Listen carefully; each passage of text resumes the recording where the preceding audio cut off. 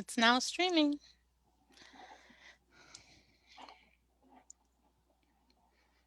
Okay.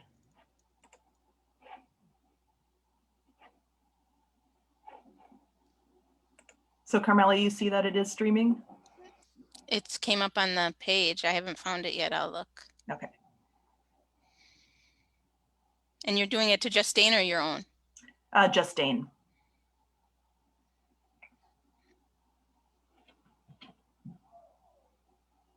Yes, I'm looking at myself. All right. Well, that's a good sign. Right. Good evening, everyone. Thank you so much for joining us. I'm Laura Miller. I'm the Volunteer and Community Engagement Manager at Just Dane. Just Dane helps transform individual lives and social systems to create a just and equitable community. The past couple of months, our community engagement team is excited to bring you, we've been working on this series called JustConversations. We envisioned it basically to engage the community, our community, in discussion around important, timely issues that affect us all. So our hope is to keep the sessions in more of a conversational format and focused on creating solutions as opposed to restating the problems. So thank you so much for joining us for the first conversation. So we are streaming this, just some logistical items. We are streaming this live on our Facebook page. If you're joining us from there, welcome. Please feel free to drop some questions in the comments. If you're right here with us on Zoom, welcome. Feel free to drop your questions in the chat. And I'll be monitoring both. Hopefully I can do that. And we'll try to use about the last 10 to 15 minutes or so to answer some of the questions that haven't been addressed yet in the conversation.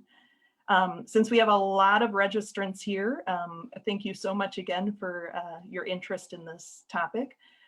We do ask that everyone keeps their sound muted while the hosts are talking. So when Lourdes from Public Health reached out to us, we thought this is the perfect first issue for us to tackle in the series. So, and then Just Bakery's program coordinator, Carmella Glenn, was eager to join the conversation. So here we are tonight. I'm going to throw it to them to introduce themselves and we'll get the conversation started. Thank you for being here.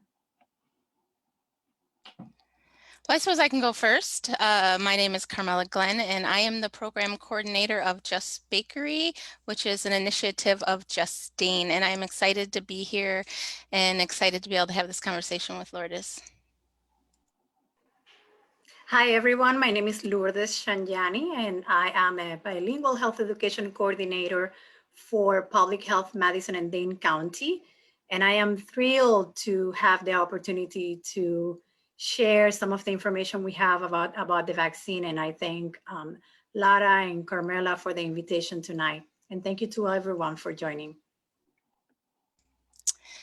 Okay, so the reason I wanted to be the moderator for this conversation, as a woman of color, as a Black woman, I have my own apprehensions around anything that has to do with healthcare and systems that will serve me or supposed to serve me.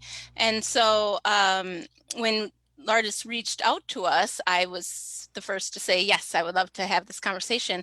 And one of the reasons was specifically around the vaccine. I, as someone, don't agree or disagree or with the way anybody feels because I'm struggling myself in this conversation.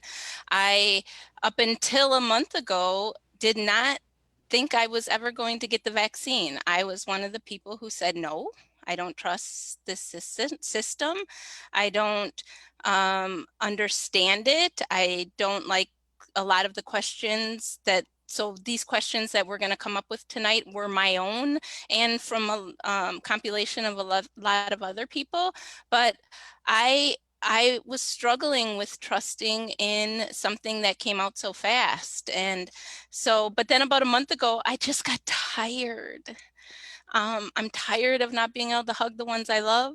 I'm tired of not being able to be around people and love on my family. And so I will be getting it. And right now I'm like, when?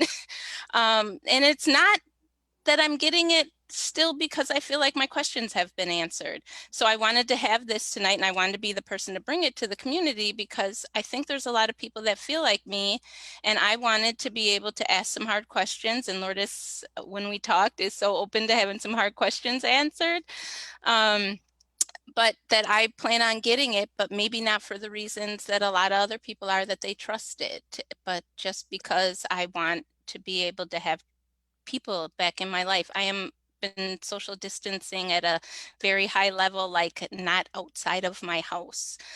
So yes, Lourdes, I'm hoping that you can help us with that. And I think one of the ways that we can do that is with some questions tonight. So just a little feedback off of kind of where I'm coming from would be great. Well, Carmela, first I want to thank you one more time. I really want to take this moment to appreciate you sharing about your journey and your experience with the health systems and this journey that you have walked towards the vaccine acceptance. I believe that whether experiences for each person are unique, these particular concerns with the vaccine are shared by many people in the community, as you mentioned.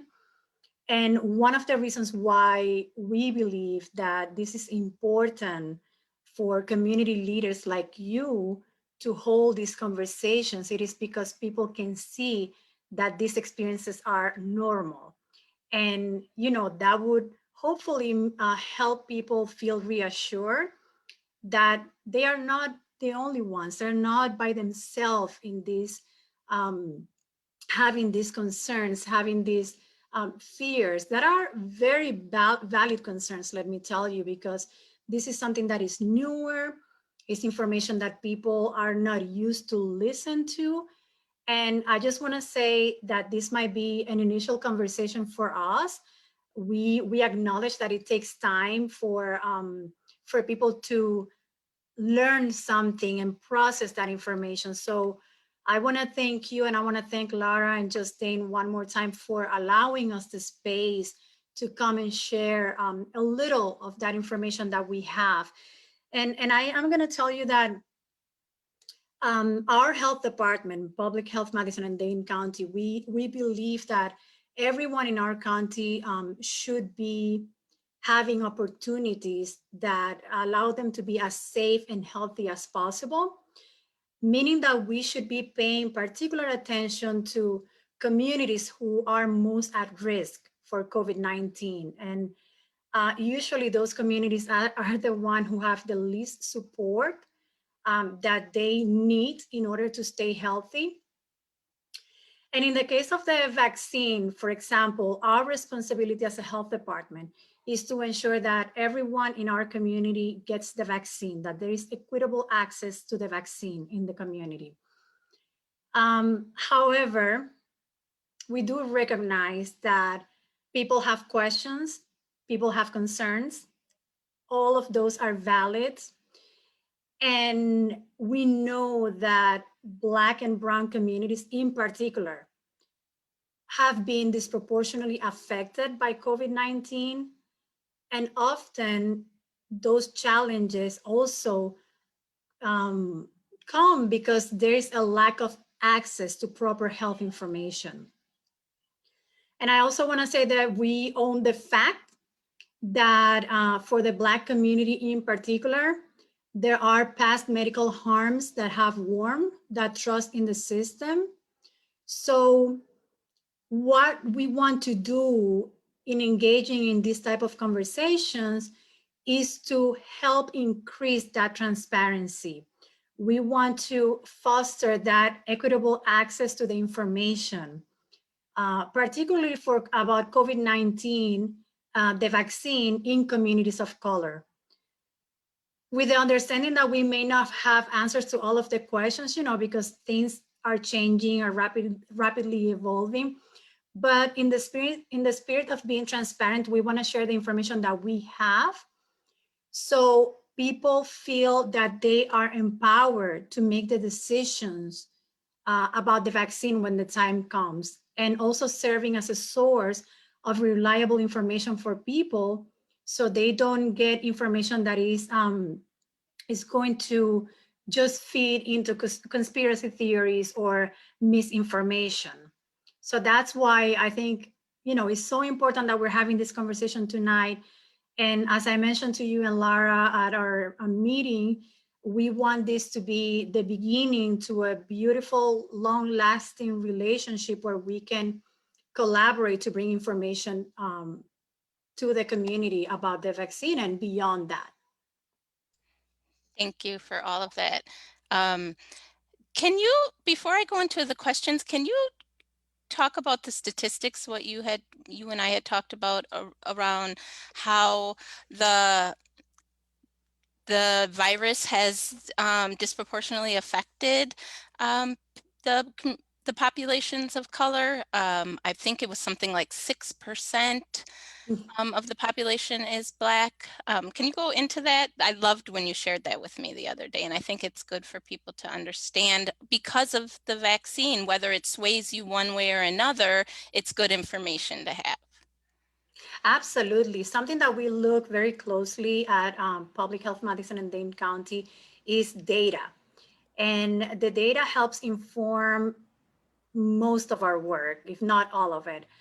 We look at the data so we can come up with strategies that are going to help address what we are seeing in the community. And what I was sharing with you regarding the COVID and the cases among communities of colors is that I mentioned that we have been, as people of color, disproportionately affected by COVID. But what does that mean? If we look at the data, how does that translate in the data? Well, we know that for the Black people and Black communities, for example, represents about 6% of the total Dane County population. And it's the same for Hispanic and Latinx communities, which we both are about 6% of the population. However, when you look at the COVID cases, looking at the last 2 weeks in our data, the percentage of cases for Black people, for the Black community, was about 7%. And this was a decrease because in the previous weeks, it was around 9%. So it was in that average. And then if you look at the hospitalizations among Black people, that is at about 11%, which is alarming because if you're looking at 6% of the population, however, when you look at the hospitalizations, people that are in the hospitals are like at 11%. That is really concerning. Same for the Hispanic and Latinx community, where I mentioned we are at about 6% of that total Dane County population. However, there is a representation of 13% among the cases. So it's not that just saying this is disproportionately affecting people, it is showing in the data that this is happening. Thank you. And well, I want you to talk about the reason why, but I think that'll wrap into another question. So I think to start off with, I think the easiest question is to really tell me about the vaccine, a brief overview of the vaccine creation and implementation, and then we'll go into like the difference between the two, the Moderna and the Pfizer, and maybe the side effects of two. But just tell me about the vaccine. How was it? How did it get implemented, and the creation? Mm-hmm. Yeah, and you said that was an easy question. I don't know if it is the easy question because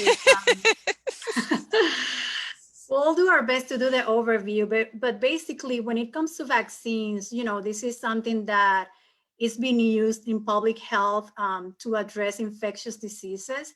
So it's something that public health have been using. It's a tool in public health that has been used for a long time. And all vaccines go through phases of development. And there are 4 phases where people volunteer to help researchers determine if the vaccine is safe, what is the right dosage that it can be provided for the vaccine. And also it helps to find out if there are any serious side effects to the vaccine. For example, in that first phase, what researchers do is that they give to a small number of the volunteers, they give the vaccine to determine first that if it is safe, if they have given the right dosage of that vaccine, and if there are any serious side effects in that first phase. Then they move to the next one after they determine that there is no serious side effect. And what they look to see is if the vaccine works, right? And then they give it to like a larger group, and then they use what is called like a control group. And this is giving like a placebo. And maybe people have heard about placebo. It's like they're not giving the vaccine to those people. They're giving something else that is not the vaccine. It's something that is nothing, basically. And then they compare how the vaccine works, and they realize, okay, yes, the vaccine works. And then the next phase, they have more people. This is like thousands of people. And that is the last step in the development process. So they can apply for the approval with the Food and Drug Administration. And then since in this phase, the group is larger and more diverse, they have like people that diverse ethnicities and people of diverse groups, a larger group, that helps the researchers find out about less common side effects that maybe they were not able to find out within those initial phases.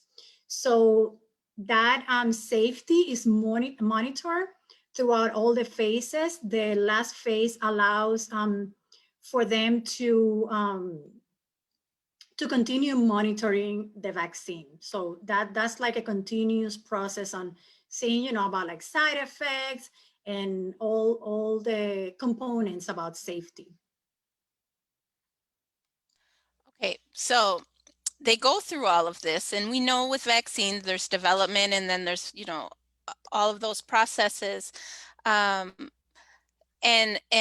talking about Moderna and Pfizer with this question, how did we get here so fast? How do they come up with this vaccine so fast? Yet we have other vaccines we've been looking into, and I can't name any, but that's the word on the street, right? There's how do we get here so fast is how was it done so fast? Yeah, there are many questions about how the vaccine was developed so fast. And what I want to say, all those steps that I just mentioned, all those phases that I just mentioned, they were all completed for Pfizer and for Moderna, for both of the vaccines. While that process was developed like in an unprecedented time, all those protocols were followed regarding the research part. So what happened was that in the like bureaucratic or administrative paperwork that requires for the vaccine to be authorized, that's where actually the process moved faster. But that has nothing to do with the safety of the vaccine. There was just like more efforts to make this happen around the globe. And, there was like added technology and funding. So that also helped move the process faster. But none of the research phases were skipped in that process. It was just that like, bureaucratic, red tape, administrative paperwork that allowed the process to move faster in that end. So they finally put money where their mouth is. It sounds like I'm just saying, I can say that, you don't have to say that. So we actually put the money into getting something done that could be done faster with everything, but this time they did it because it was financial. Okay, so another question with those. Does it change your DNA? It has the word DNA in it, and I want to know, does it change it?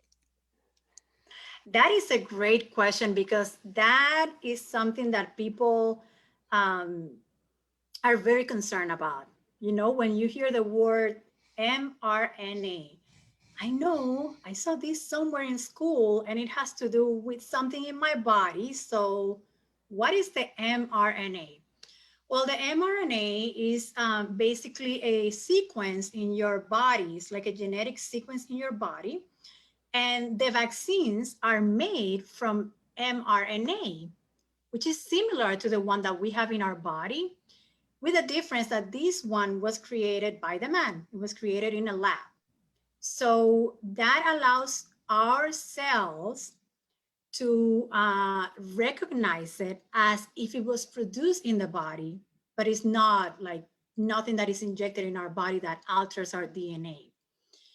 And when the vaccine with the mRNA, which is what is contained in the vaccine, when that vaccine gets put into the body of a person, what it does is that it tells the cells in our body, to produce a protein that is the protein that helps stimulate the body immune system.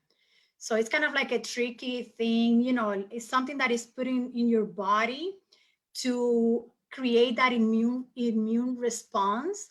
So that way, when the real virus get in your body, then your body's, okay, I already have these like fighters here ready to fight you, and you're not gonna get into my body.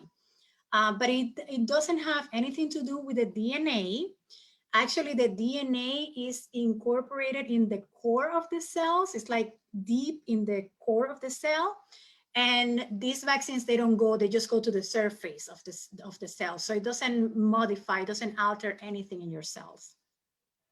So no, it cannot change the DNA. Thank you on that. Okay, so to dig into the two, I have more questions, but I want to just back up just a tiny bit. We have Moderna, we have Pfizer. And, you know, watching social media, like being the expert in doctor, just watching people, you see people say things like, well, I hear Moderna makes people have more side effects, or I've seen this. What is the difference between the two, and what are the side effects, if they are any different between the two? That is a really great question. So we know that currently the two vaccines that are authorized, as you mentioned, are Moderna and Pfizer. And these vaccines, they have similarities in the sense that they both use the same technology, the mRNA, which is fascinating. This technology is really fascinating. It's not like the old vaccines where they had like the kill virus on it. This is like a total different technology that has been used for years already.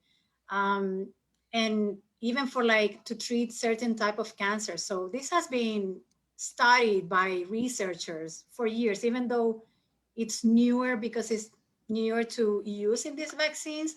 It is something that has been already in development for decades already. So both of those vaccines, they use the same type of technology, the mRNA vaccines. And some of the difference that maybe I could mention is that the Pfizer vaccine has been authorized for use in people 16 and older. And then the Moderna is authorized for use in 18 and older. And that has to do, you know, with like people participating in the trials. Both vaccines require 2 doses. So that is the right dosage that researchers found out to be effective. So 2 doses for both of them. The difference in doses for Moderna is about like 28 days after you get your first dose. And for Pfizer is about 21 days. Another difference that it has is that the Moderna vaccine requires like cold refrigeration. but the Pfizer requires like an ultra cold refrigeration.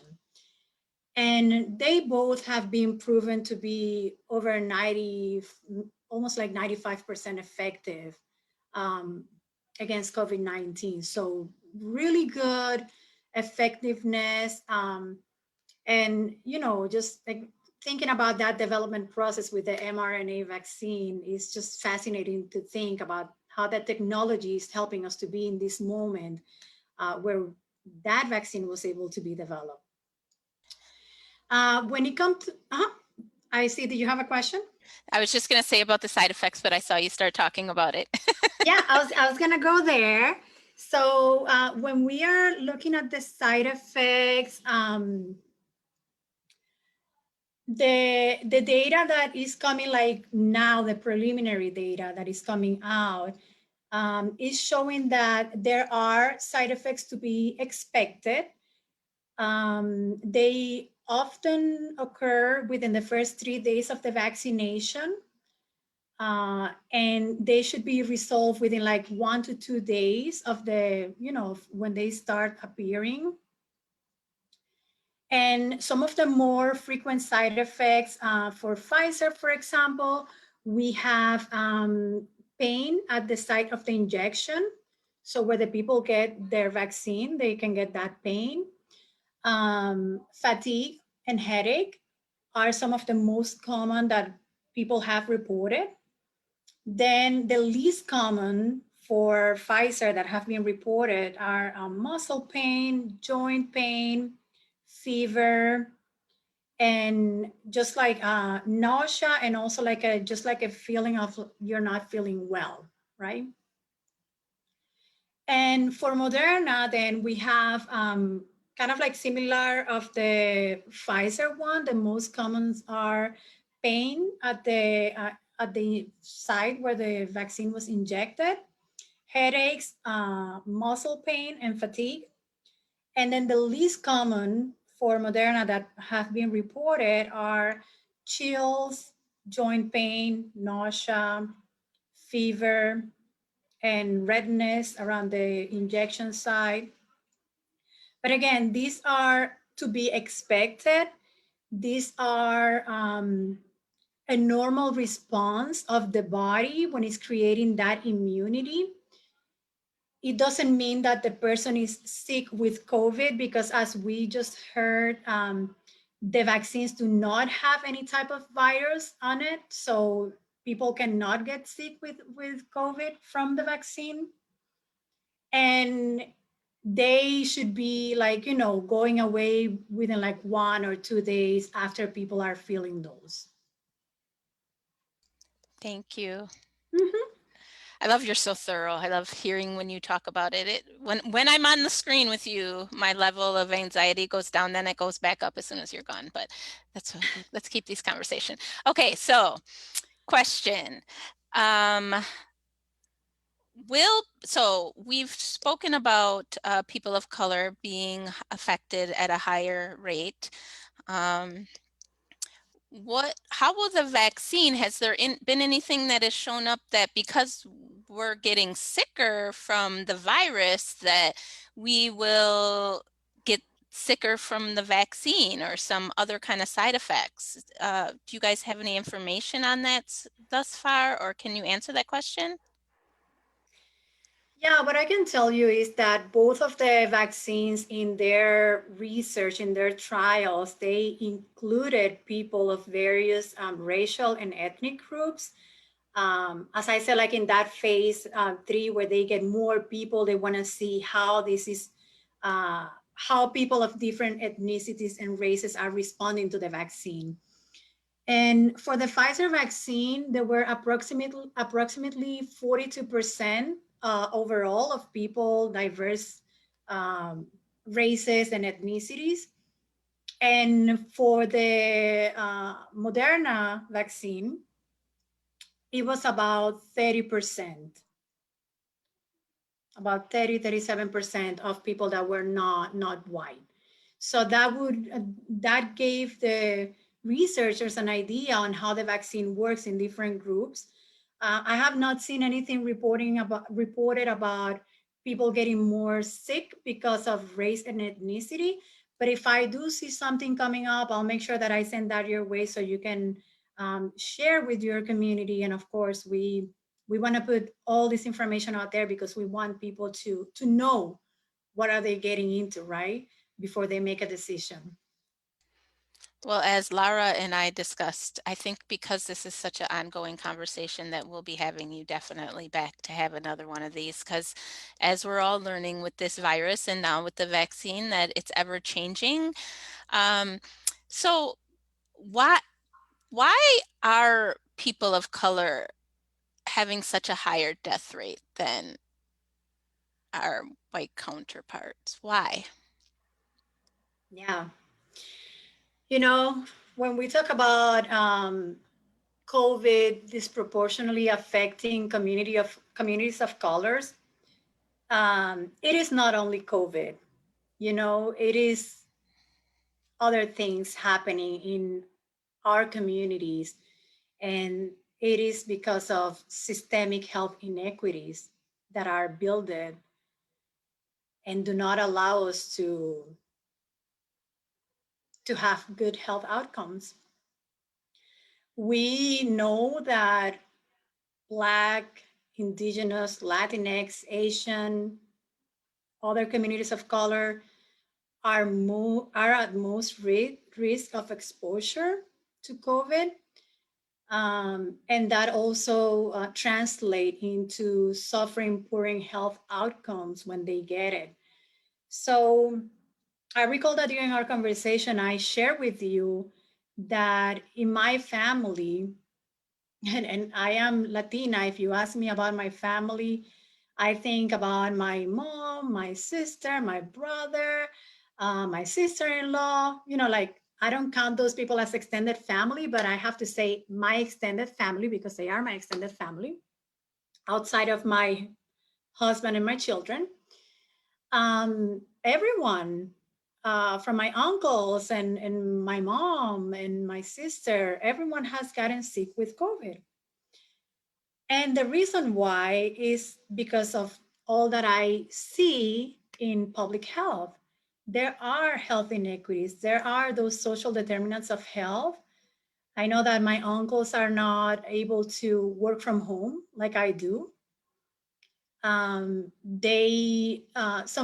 of my family members probably live in places where they do not have um, a place where they can go and walk, like a park or even like a sidewalk that they can take a walk.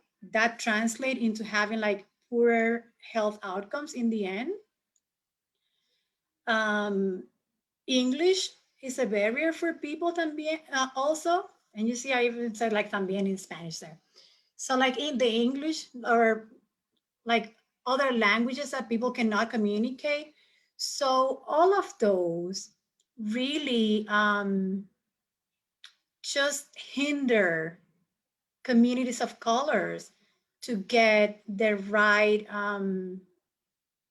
access to healthcare and to have better outcomes in whichever chronic health condition or COVID or other type of diseases. And that is why it's important that like we continue to have these conversations and finding solutions. I love when you said that at the beginning, like we want to find solutions to these problems and try to educate our communities so they can have the right information to to improve the quality of life. But also on the other side, we need to work on those systemic health inequities that do not allow us to have better health outcomes. Those are the answers. When you answered them when we spoke, that um, I knew that we had met the right person to bring into the Just Conversation to have the conversation with. So, what about children? When children right now are not getting vaccinated, can you tell us about any of the information about the safety of the vaccine for kids and when that might happen? Yeah, the children were not included in this first trials of the vaccine. That's why it's like 16 and older, 18 and older. I think I read that one of the, like they were trying to start the trials for like younger than 16, but I do not have the complete information with me about like which age group and which one of these labs is starting the trial. So I can put that in my notes and I can get it back to you. But I know that right now they are not in they're not getting vaccinated because they were not part of those initial trials. Okay. One question I'm going to just throw at you, and it's a newer one, but I think it's along the same lines as that is, you had said about the 95 percentile for efficacy for the virus. So people can still get it. It prevents them from getting very ill, correct? Yes, that's a great question. Yeah, that's the way vaccines work. They have that efficacy, and also you still are at risk. You know, it just Like flu, right? increases, yeah, dramatically your chances of getting it. Um, if you get it, then it will be probably like lesser symptoms. But another thing that is important to mention along those lines is that because this is a 2 doses vaccine, if you get your first shot, for example, you do not have complete immunity yet. Actually, your immunity is gonna kick in like a week after you get your second dose. So let's say that you get your first dose, and in between your first dose and your second dose, you get exposed. So probably by the time you get your second dose, you get sick with COVID, or before that time, you get sick with COVID because you were exposed, and you still do not have that complete immunity that allows you to fight the virus.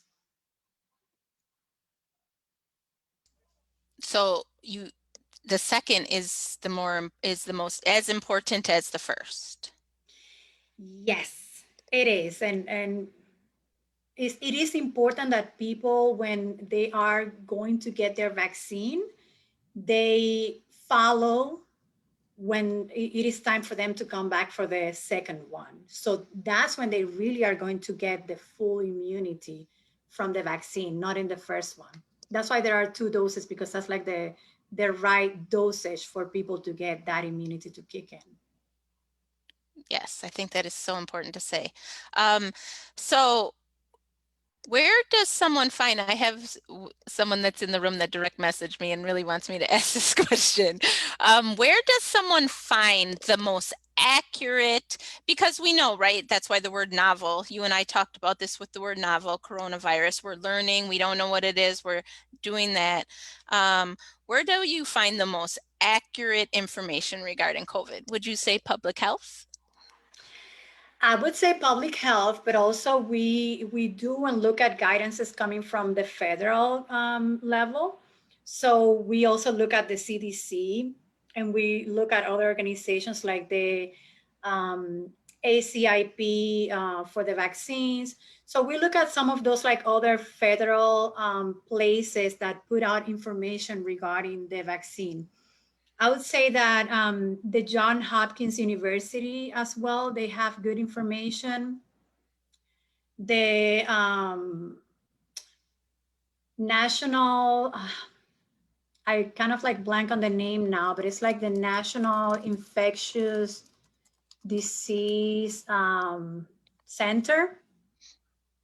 So those places where you know that the information is coming with the support of science, and it's coming with that data, and just like looking at information that is reliable.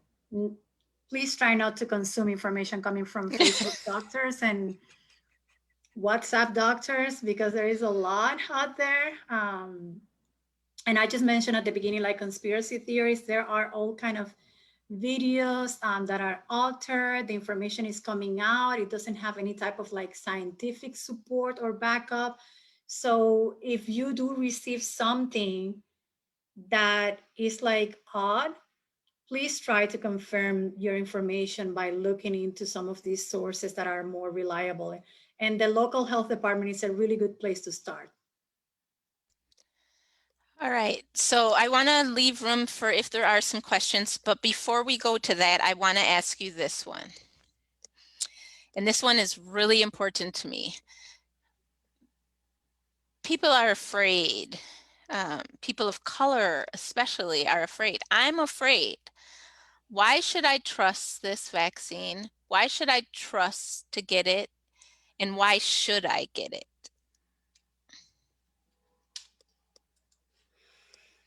I love that question because I have to talk about this with my family too. And, like to me, it makes sense because I am in this work and I see the data and I see the science. And I'm like, yeah, that makes sense. But for my family, it's like, I don't get it. Why should I get this vaccine, right? So, what I would say, just going along with the data, thinking about how this is disproportionately affecting COVID, is disproportionately affecting our communities. The vaccine is a tool for us to help fight this virus. And it's a tool to help decrease disease in our communities, which is not only getting people sick, but also getting people in the hospital, getting people that have to miss work and cannot bring food to the house, is killing people in our communities. So that is a tool that we can use to help decrease these in our communities and for ourselves, for our family. I think this is again, we are in a point in time where the development of this vaccine was possible within a year. And we should be able to use that tool to help ourselves and help our communities. And you mentioned at the beginning, you're tired, you want to see your family. My extended family, my mom, my sister, I haven't seen them. I don't even know like how long. And if this is the way that I need to get to that point where I can see them, I can hug them, I can go to work without being worried that I'm going to get sick, then it is worth to consider at least, and just informing ourselves is an important step. So we're making sure that we're making the decision with the right information. Thank you so much for that. I think it's so important. Do we have any questions, Laura? Why, yes, we do. Okay. Thank you. There's some questions from Facebook and on the Zoom. I think I'll start with one from our guests here. Are there any known effects on the ability to get pregnant, fertility for both women and men, be able to reproduce after having the vaccine? I have not seen any studies about that. And I know there's also concerns about women, like pregnant women, getting the vaccine.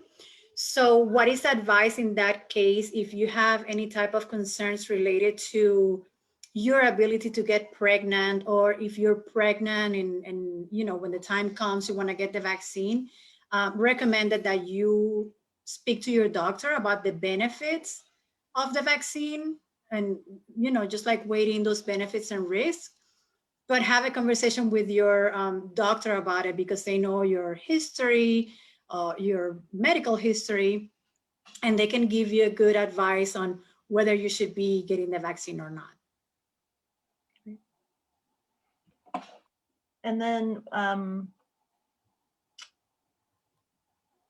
this is a great question.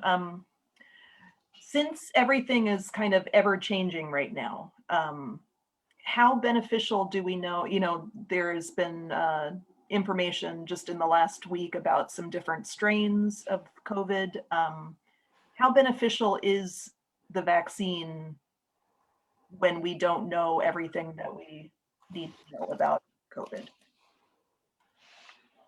Are there concerns with the vaccine not being effective? Yeah, there are not concerns right now about the vaccine not being effective with COVID. There, with the new strains, there is more that needs to be, yes, seen. But at the moment, what I have seen with regarding this new strain is that it is not considered to be like more lethal or getting people sicker. It's just like it gets like transmitted faster.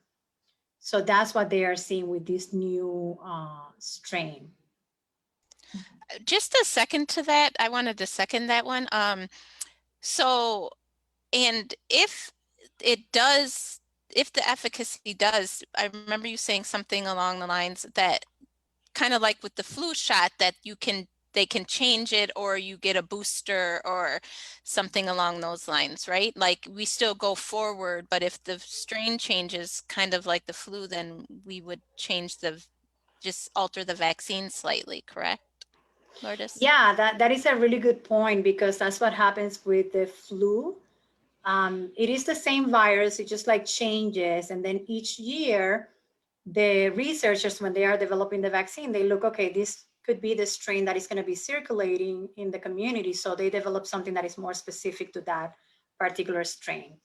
So that's a great point, because then, you know, with time, that would allow the researchers to see if they need to make any type of adjustment to make sure that that is covered. But so far, it seems like there's not need to do that right now.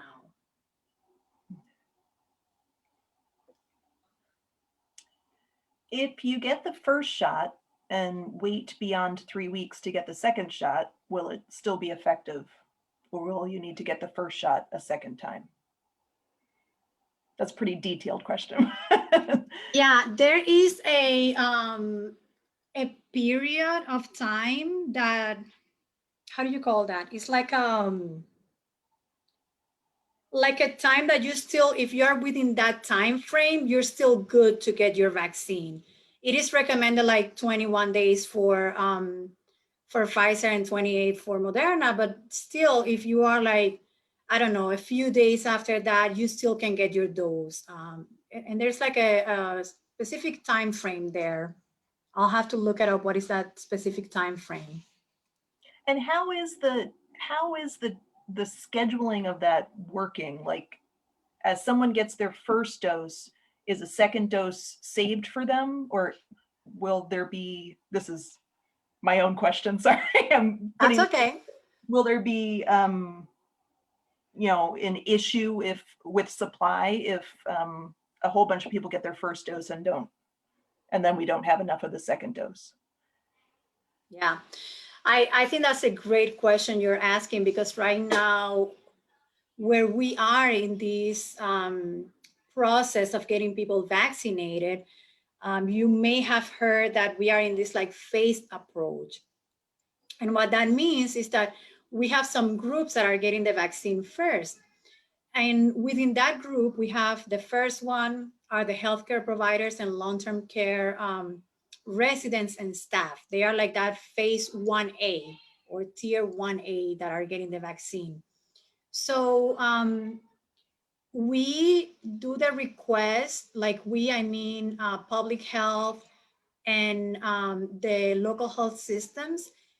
We get vaccines allocated based on like our population and who is going to get the vaccine in this first phase. So it was like about 34,000 people in that first phase.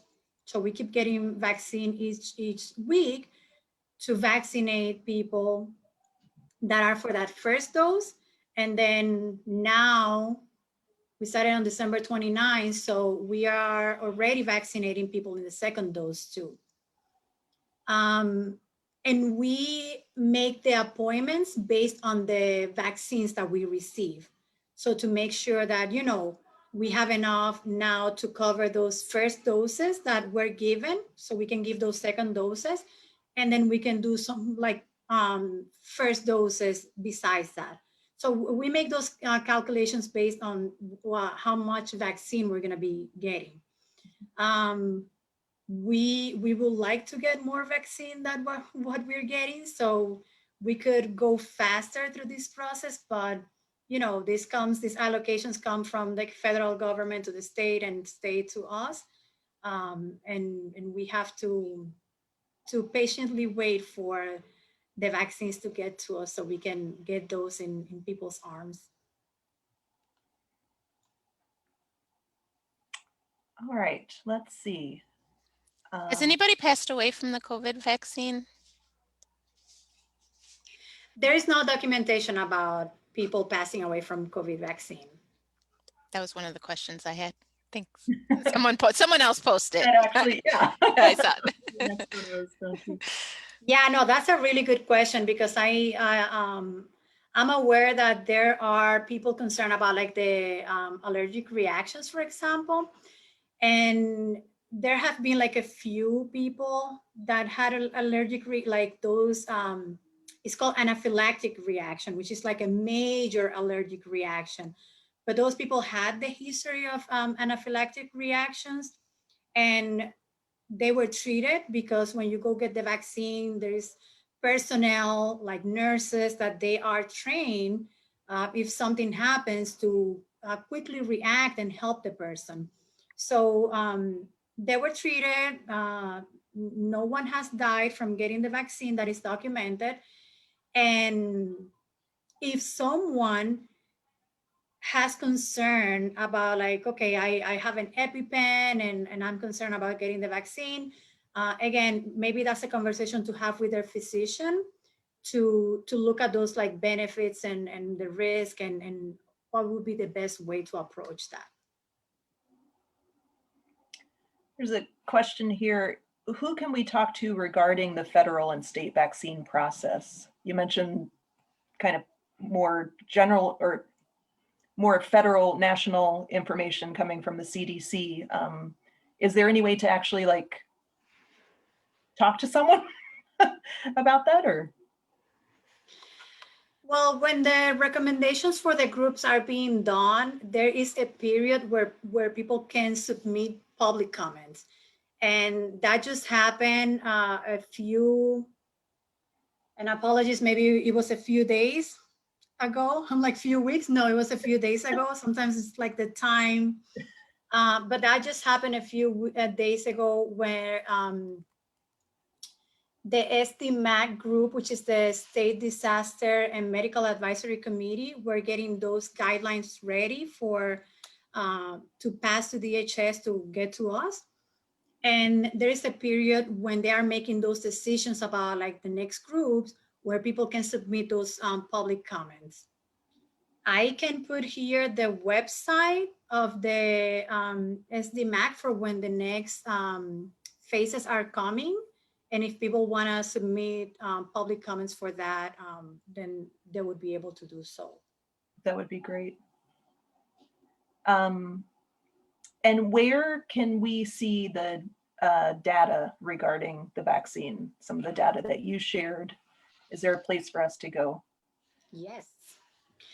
We have in our public health website, just looking it up right now so I can share with you here, and maybe you can put it in your in Facebook. But we have a dashboard where people can see cases. You can see vaccines that we have received, vaccines that have been given in the county. And we have like a lot of good information there for people to look at. Okay. I had it open. I don't know why I closed it here. So I'm gonna look it up really quick, because we just launched a new dashboard. So it's actually a really good time to share that information. You mentioned as, you know, as people in our community are starting to get their second vaccine. What happens next? I mean, it's not, can you tell us a little bit about how someone goes on from that point? I mean, it's not all of a sudden like, hey, I can work next to you in the office again and hug everyone without masks. And I mean, there's still some things that need to be in place to keep our community safe, right? Yeah, yeah, that's a great question. Well, we are in this phased approach where we have right now just a certain group because of the amount of vaccine that is available that are getting the vaccine. And then we keep moving to the other groups. As the vaccine becomes more available for the community at large, still we need to follow the preventive measures because not everyone is going to get the vaccine at the same time. And even when the vaccine is available, we know that there are going to be people still like pondering, do I want to get the vaccine, or maybe I don't want to get the vaccine right now, I want to wait and see, which is totally normal to feel that way, just like I'm going to wait, see what happens. So it's not like everyone is going to come and get it at the same time. And that means that we're not going to reach that community immunity that we need in order for the disease not to be circulating as much that is contagious as it is right now. So we still need to wear our mask. We still need to maintain distance. We still need to follow like cleaning our hands and all those things. It's going to be a process. It's not going to be, like I'm getting my vaccine and then next day life is going to come back to normal, because we need the most people in the community to have that immunity so we can progressively get back to life the way we used to know before. Really quick, because I know we're going to be running out of time, but to kind of piggyback on that, our mask mandate was just overturned locally for Wisconsin, thanks to our wonderful legislature. It's one of the most preventative things we have right now. Would you agree? And can you talk about that? Because even like Laura said, asking that question, even once we get to vaccine, there's going to be people who don't want to get it. We can still get it. We can still spread it. Even after we're vaccinated, we might not get as sick, but we can spread it to someone who's unvaccinated. So what do you feel about masks? The way that this virus transmits is through droplets, and the mask is a barrier to those droplets. If you see when people get sick, it's because, you are maybe in a house with someone, you're getting close to that person, and because you feel safe, you take your mask off. So definitely having a mask is a way to keep us protected just because of the way this disease transmits. Previously, like before COVID, if you talk about like droplet transmission, airborne transmission, in the hospitals, the way that nurses and doctors protect themselves is with masks, because that's what works for those type of disease. So for us that now we are exposed to this virus because of the pandemic and more people getting sick, the way for us to protect ourselves and protect others is wearing a mask. So just like we should continue using our mask even after we get the vaccine, because we need to reach that community immunity before we can freely do things. But in the meantime, we need to continue wearing the mask and keeping our preventive measures. Thank you.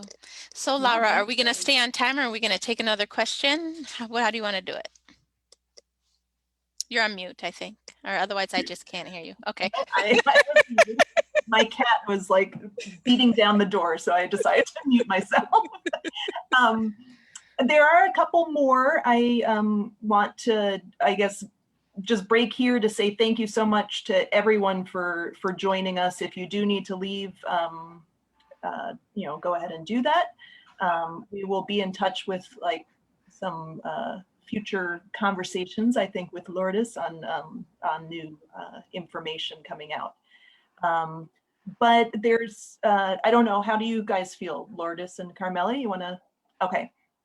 There's a couple more here. Why do some people say you get more sick after the second dose than the first one? I've heard that as well. And Yeah, it is interesting, you know, and this is not backed up by data, but what I also have heard from people that have gotten the vaccine is that they get sick like after that second dose. And it could be, again, because that's when your body's building up on that immunity and that response is being created. So your body, by creating that response, you're getting the headaches, you're getting the fever, you're getting all like the discomfort. And it's like your body creating that immunity after getting that second dose. and you mentioned that you have had your vaccine. I have not yet You have not. because I do work in healthcare, but I am not a frontline healthcare worker. Okay. So those are given priority for obvious reason. They are more exposed, and we need to have our frontline workforce able to care for patients and people. So they are given priority in the phase approach in the vaccine. Mm-hmm. Okay. But I'll get it as soon as it's available for me. Yeah. I'll be there with Carmella. All right, I'm looking through. I think that is a pretty, I think I asked most of the questions that came through for us. Carmella, do you have anything else to add? Or? No, I was going to ask the last question that was asked about that. I just want to say thank you for Lourdes. This will definitely not be our last conversation with you. I think we bring you back as things change, as we start getting more vaccines out. I want to thank you personally. I am not someone that blows smoke, so I hope you understand. You don't know me that well, but you really did rest and help me, us having these conversations. And so I want to thank you for your time and for reaching out to us. I just want everyone to know Lourdes reached out to our agency. She was very interested in making sure that the word got out, that everyone that followed us and our supporters were educated in this. And we asked her some hard questions. And she wants us in the community to know that the mistrust in healthcare and all of those things are warranted, but wanted to show up here to hopefully educate in the space that she could. So I thank you so much. I thank everybody for being here. Thank you. I just wanted to say thank you as well, and Carmella for being part of this as well. And I'm excited because we just had our first Just Conversations session, and I think it went well. This will be a monthly conversation, so look for us. If you follow our Facebook page, that's probably the best way to get more information. But we already have a date set for February 24th. We're going to be talking to Jerome Dillard, the executive director of Expo, about the Unlock the Vote initiative. And that will be with our another staff member, James Morgan, will be in that conversation. And then March, we're pulling together a lineup of city council candidates to have a conversation around the question of what makes a just Madison. And we have plenty of other ideas down the line too, but that's what's in the plan. So, and as we said, we will definitely be continuing this conversation with Lourdes and be looking at possibly having another one of these conversations with her in the near future when information changes and gets a little more clear. All right, thank you so much for being with us. Everyone have a good night, stay safe, and yeah, good night. Good night. Good night. Take care. Thank you, Lourdes. Thank you, everyone. Bye.